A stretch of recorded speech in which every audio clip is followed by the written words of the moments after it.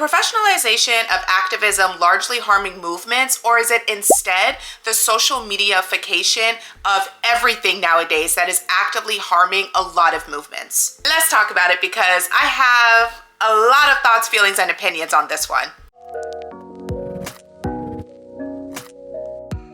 Hello, hi beautiful humans. Welcome to my channel if you are new here. Welcome back if we've been locked in.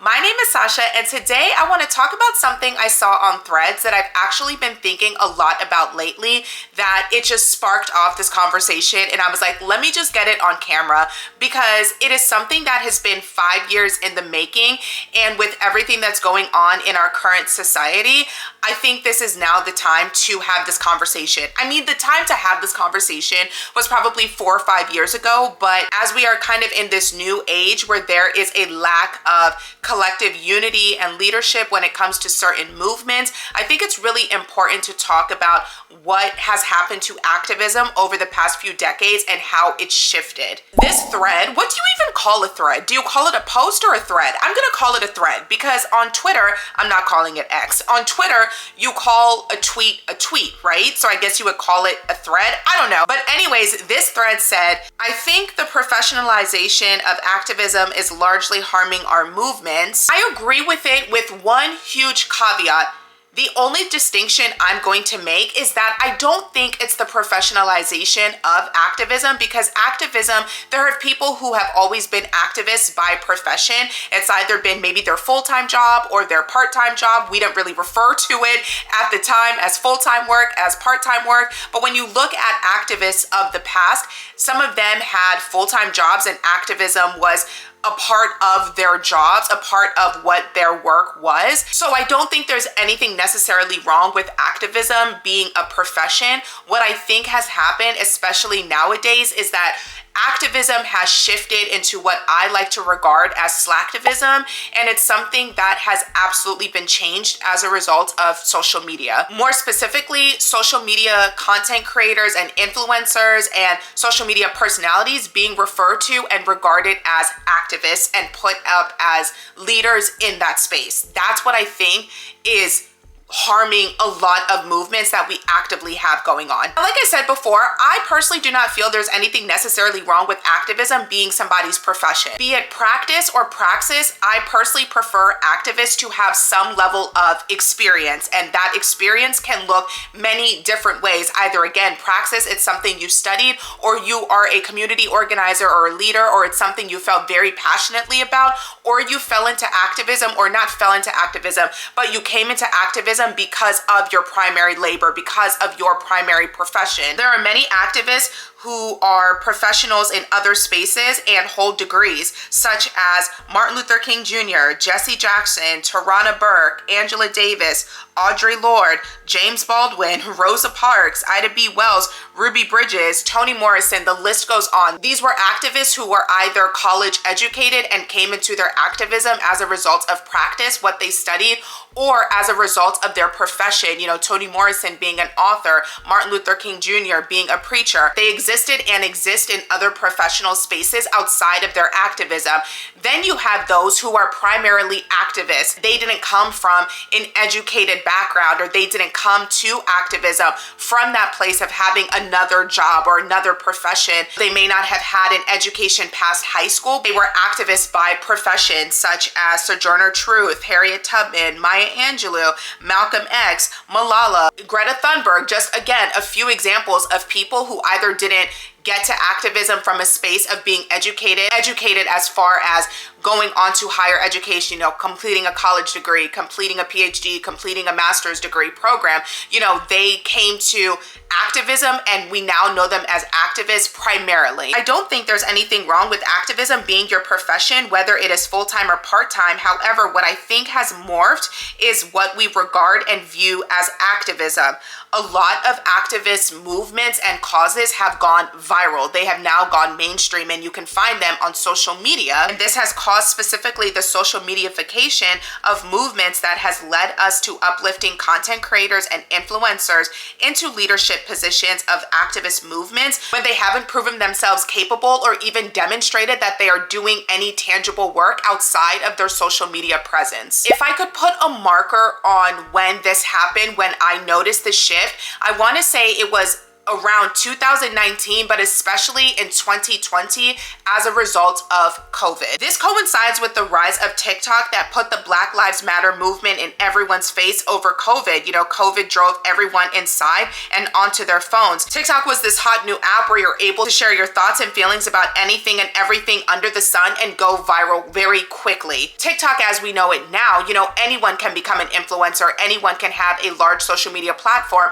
but when TikTok started, the kind of balance of creator to user was very tilted in creators' favor. And so those early adopters of TikTok, you know, the influencers and content creators who got on the app early and made their mark, they really were at an advantage to have more of a voice and more visibility on the app than people who came a little bit later to the game, you know, in 2022, 2023, 2024. The primary demographic of TikTok users being Gen Z and millennial, as we are coming into this time and space of, you know, the Black Lives Matter movement and a lot of chaos in society and people being very vocal about what is going on. There's a lot of movements rising from 2020, 2021. You have millennials and Gen Z on these apps at a time where there are no real great activists or civil rights leaders of our generation. There's been a dearth of recognizable activists within this generation, and the Black Lives Matter movement, as well as climate change, has sparked a new level of activism within both of our generational cohorts. And while the revolution will not be televised, for Gen Z and millennial who are spending the most amount of time on social media, the revolution, it may not be televised, but at the very least, it will be live streamed. We've seen a rise in social media activists over the past 4 to 5-ish years. And while I'm not here to critique how anyone gets their start in activist movements, social media has absolutely redefined and honestly watered down what real activism is and what it looks like. And this is where that slacktivism comes into play. Activists, at least the way we have learned and understood it to be in this country, activism no longer looks like that. Activists are no longer marching in the streets. They're sharing memes and posting content in hopes of going viral and for soundbite moments. And out of this kind of shift in how we show up for movements, that has created a certain level of slacktivism and laziness in people that in part has gotten us where we are, where our rights are actively being stripped away in front of our faces because we got so comfortable with the idea that we didn't really have anything to fight for. We're not paying attention to what's happening in politics and people being elected, strategically elected and placed into certain positions with certain agendas. And now people who weren't paying attention, probably because we were stressed out, at least as a millennial, I was stressed out about the Great Recession. And even though it happened back in the late 2000s, the residual effects are still being felt to this day amongst millennials. And now Gen Z will experience the same thing. So you have a group of disconnected young adults who are simultaneously not really fighting for anything because we think we have all of these rights. Come to find out, there are people who have been actively and strategically working to strip away all of these rights, and now rights that we thought we were guaranteed because we weren't fighting for them, now we have to fight for them all over again. But that fight is going to look different than it did 50, 60, 70 years ago because our society, our culture has changed. Slacktivism makes it so that a lot of people in their minds, they think that sharing and posting content and memes is regarded as doing the work rather than actively being out in the streets and leaving the comfort of your home to actually do the work, to actually risk your discomfort and be engaged with your community and know what is going on and interfacing with the people around you outside of your comfort zone, outside of the bubble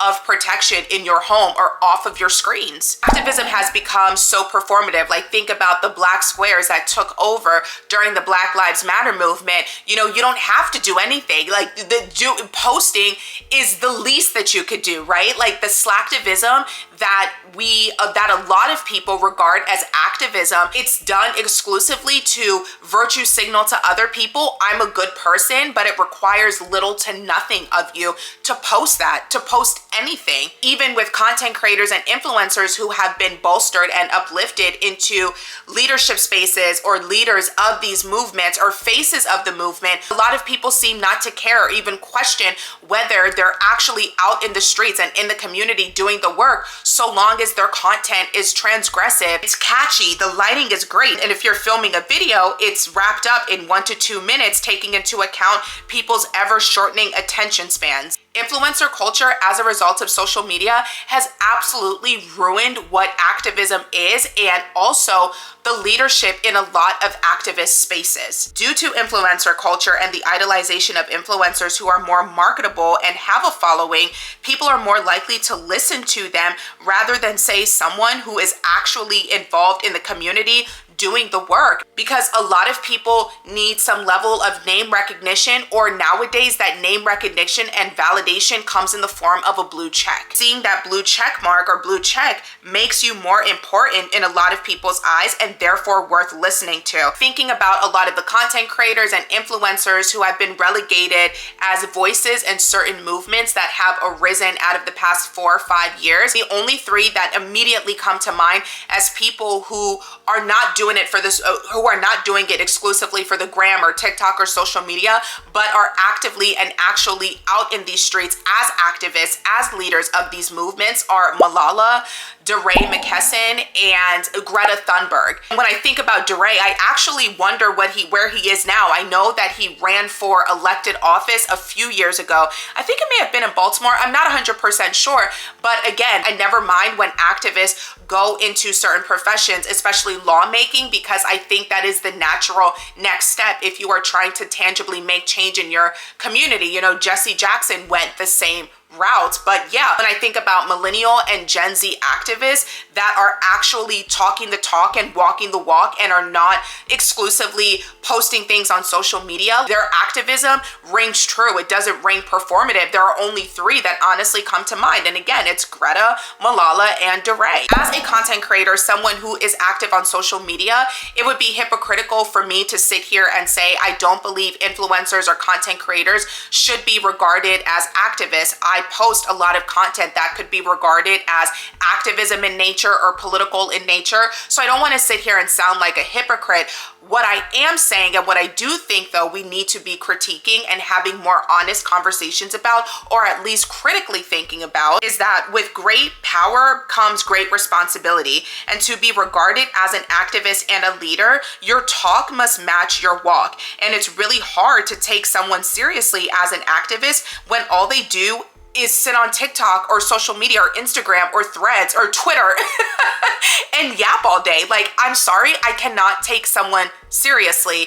And many people do not take anyone seriously when they do that, and that is in part why I can agree with that creator who said that a lot of movements are actively suffering because of how we view activism nowadays. It is actively and actually harming a lot of movements. And then there's also the sticky conversation about whether activists should be getting paid or not. Should they be profiting off of their work, and what that looks like? Because that is the case for a lot of content creators. You know, some of them are taking brand deals, and I'm here to say I do not think that there is anything wrong with content creators being compensated for their labor and what they're creating. If they're able to work with certain brands, then I think that they are well within their rights to do that. However, when it comes to getting certain opportunities on certain networks, and now you're on TV, and now you're working with this person or that person,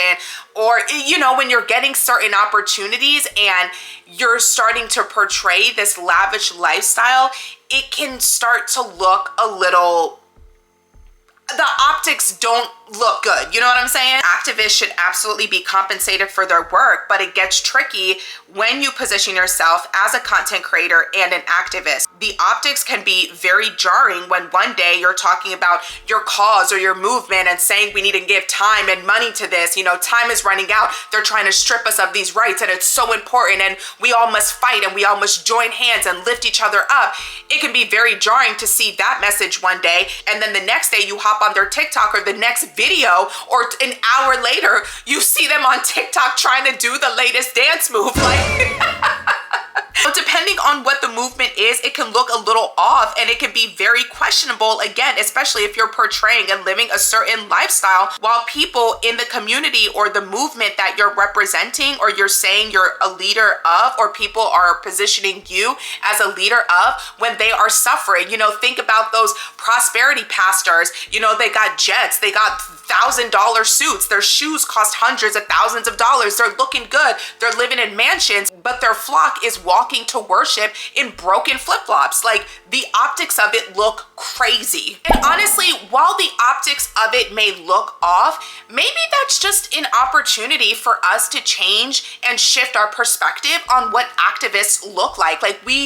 I think sometimes when people are in an activist space, especially as leaders, we expect them to kind of look like paupers. We expect them to kind of walk around looking like Bernie Sanders, even though I think he is a master of optics and it is very purposeful and intentional how he presents himself. A lot of people will put him on a pedestal like, oh, he's not making millions off of elected office. He's not lining his pockets like other politicians, when the reality is you are not a career politician like that without being paid by certain organizations. So Bernie Sanders, he's kind of mastered these optics, representing himself as someone who was of the people. DeRay McKesson did it with his blue vest, and I think another person who does it really well is AOC. She talks a lot about her working class background, and I think that makes it very easy for people to think, oh, she's one of us, even though she is living a lot better than a lot of her constituents. But I kind of got derailed for a second because they are elected officials. They're not activists, they're politicians. And like I said,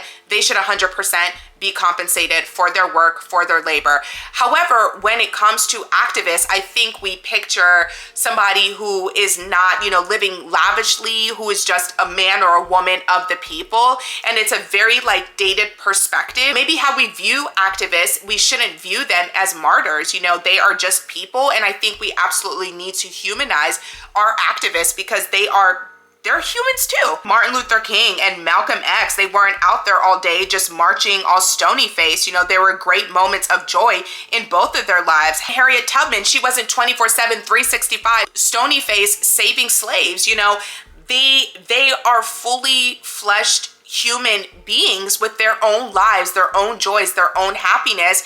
And just because we have learned and viewed them one way doesn't take away from the fact that they are actual humans and activist is just their job, but it's one facet of who they are and not their entire personality. And there is room for duality. There is room for the fullness of them to exist. When I see black and white photos or even color photos of Martin Luther King and he's smiling and happy, I really like seeing those photos. I think it humanizes him, and it also reminds us of how young he was while he was doing this work. It can be very refreshing to see our activists humanized, and I do think it is helpful to recognize that they're human beings just like us too. It's also important to humanize them so we don't exclusively put them on this idol status, on this martyr status, expecting them to be fighting 24/7, because the work of activism, the work of leadership, to be actively involved in these movements, it can be very draining. It can be very exhausting work. And we all deserve rest, and there has to be a balance. And honestly, I feel like that balance is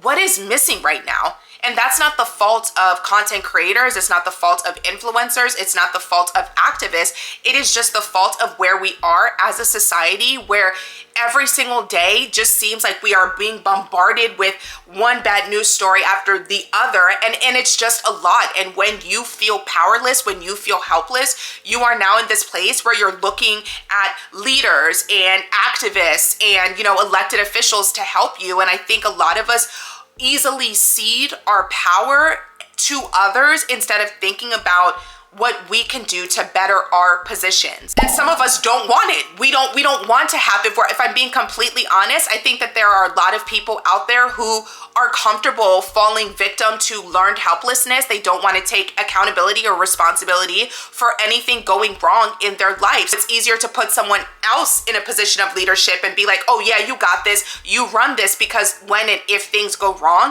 it is easier to blame that one person for everything that went wrong, or that this movement is failing you in this way, or they're not meeting their goals and it's the result of poor leadership and this, that, and the third, rather than like taking accountability for your own life or getting involved in your community and recognizing that you too have a voice. And because you have a voice, you have a power to create the change that you are so wanting others to create. Because of this dearth in leadership, when it comes to someone who serves as the face of any movement, it honestly seems as if people are ready to just clap it up and put anyone on a pedestal who is articulate, who has the right look, whose content is popping, and they say the right things. But the problem with that is that they don't have to prove themselves before they are uplifted and validated as leaders in certain movements or as voices for a cause. Not only is that really scary, but it can put movements at harm. Like that creator said, it can largely damage movements because you don't know what people's motives are. You haven't vetted these people, and they've done the absolute least, post a video or two on social media to earn your trust. They haven't had to do anything but say the right thing in order to earn your praise. And that's a little scary, especially when I think about certain creators that I know that are relegated as the voices or the faces for certain movements. These are not people I would put in front of a line of kindergartners to walk them to the water fountain. So the fact that these people have a voice and are regarded as leaders and faces of movements just because they have a social media account and they are passionate or they have the look or say certain things, it's genuinely very scary to me. That's where it gets dangerous. Social media is a very shallow place, and it's also a very fast moving place.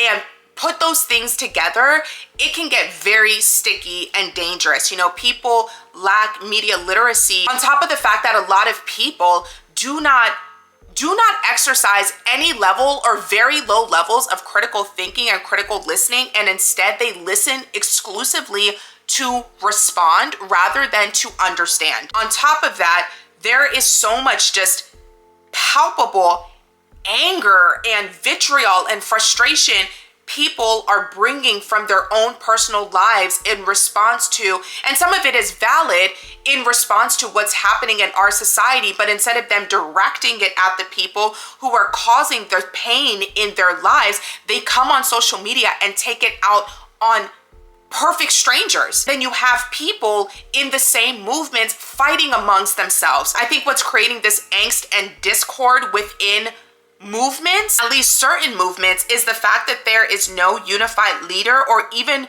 a unified message. You just have people on the internet screaming into the voids of their phone, and because of slacktivism, no tangible work is being done outside of sharing and venting your anger. So social media just becomes this space where people can just sit there and let off all of their anger and frustration and think that they're doing something where they can, get golf claps from people or likes, views, shares, followers. But what they're saying, there is no action behind those words. It's just very hollow and shallow messaging. Because of slacktivism and laziness amongst a lot of millennials and Gen Z, no work is being done in real spaces where it matters, in the streets, in the community, and at the federal levels. And then the people who are doing the work in elected places, Jasmine Crockett and AOC, people are tearing them down. And even in the community, a lot of people have no idea what is going on in their communities, but they're angry about things that would be immediately within their control if they just got engaged. But that would require people to get off of their phones and out of their house. Why do anything at all when you can blame any and everybody else for what's going on in your lives and just devolve to learned helplessness and your social anxiety? And while I understand social anxiety is very real, there are far too many people who use that as an excuse to get out of doing anything at all that could change their situations. I brought this up a little before, but when it comes to a lot of these movements, these are rights that we once had that are now being stripped away, and it's being done, the response to these movements is done in a very reactionary, emotional place instead of coordinated efforts, strategizing, implementing plans, and then acting on those plans. Because there is no leadership, a lot of this work, a lot of the movements are very impulsive and reactionary in nature with no defined goals or list or plan of action how we're going to get anything done. These movements are equal parts reactionary and unfocused, with people only becoming involved or caring once their rights or privileges are stripped away and things in society are finally impacting them. And even then, we live in a culture of comfort where people don't really want to sacrifice without knowing something tangible will be coming their way. And that's not necessarily on activists or even elected officials. That's on weak-willed people. So wrapping this up, overall, I really don't think the professionalization of activism is largely harming movements. I think it is the social mediaification of activism and slacktivism now being what people regard as activism. Overall, I don't think there's anything wrong with activists making activism a profession, part-time or full-time, or with them even having a social media presence. And this goes for elected officials as well. I don't think there's anything wrong with elected officials being active on social media. I do, however, think we need to be a lot more mindful of who we give titles and leadership to. We need to be more mindful of who we give the activist label to and temper our expectations when it comes to what we can reasonably expect these activists to gain and do, while also making sure we ourselves are doing the work whenever and wherever we can. When you look at the civil rights movement, yes, Malcolm and Rosa Parks and Martin Luther King, yes, there were a lot of key figures and leaders. However, the work of the actual civil rights movement, people who were on the ground, boots on the ground, foots on the ground, planning, implementing, strategizing, doing the work at every single level, the movement wouldn't have happened, wouldn't have been effective, and change would not have been made if it weren't for the hundreds, thousands of people who were in the community doing the work, doing the labor, getting uncomfortable. And that's what has to shift. As a Gen Z and millennial, we don't have civil rights leaders. We don't have activist leaders. We at least activist leaders of our generational cohort. Of the three that we can think of that are actively doing the work, DeRay McKesson, Greta Thunberg, and Malala, they are not actively on social media. They are actively in the community. And yes, it is so impactful and so helpful to have leaders to give a face and a voice to certain movements. However, I don't think the responsible thing to do, especially if they haven't shown that they're doing the work on the ground, it's not responsible to give leadership titles and demand and expect more of social media personalities and content creators and influencers to give them that role of activist when they have not done anything to demonstrate that they are effective leaders off of social media or that they're doing the work at all. Social media has, for the worst, changed what activism looks like. And if we're gonna get anything done, I do think that there is a place for social media. Nowadays, it's not going anywhere. So there is a place and there is room for social media to help make these movements impactful and to get messaging in front of people's faces. But it's not going to be enough to have content creators, influencers, and social media personalities as leaders in these spaces. We really have to redefine what activism looks like, and the extent of your activism cannot and should not be exclusively confined to whatever it is you are doing and sharing online. Drop down in the comments, let me know your thoughts. Do you think the professionalization of activism has harmed a lot of movements, or do you think it's social media, or do you think it's neither? Drop down in the comments. I want to know your thoughts. Don't forget to like the video, subscribe to the channel. What are you waiting for? And until next time, peace out.